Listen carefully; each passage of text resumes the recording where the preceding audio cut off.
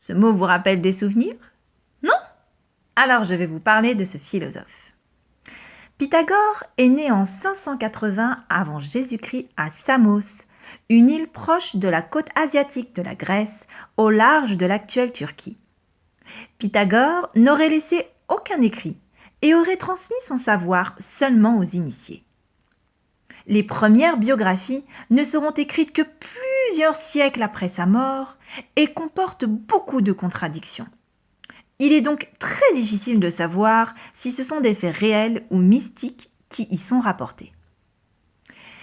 Pythagore aurait acquis ses connaissances au cours de ses nombreux voyages à travers la Syrie, Babylone, l'Égypte et bien d'autres encore.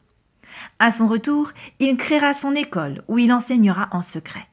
Il accorde une grande importance au nombre qui régit selon lui tout ce qui l'entoure. Et il fera grandement avancer l'arithmétique, la musique, la mécanique et l'astronomie.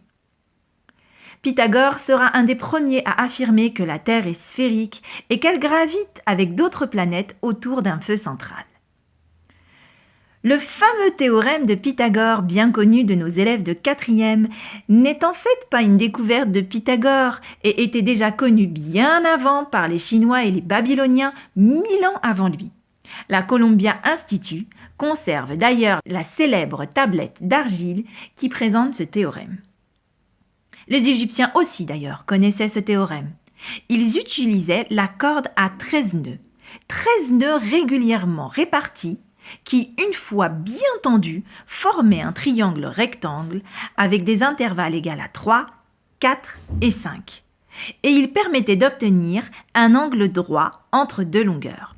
Cette corde sera d'ailleurs utilisée encore très longtemps par les maçons du XXe siècle pour assurer la perpendicularité entre deux murs.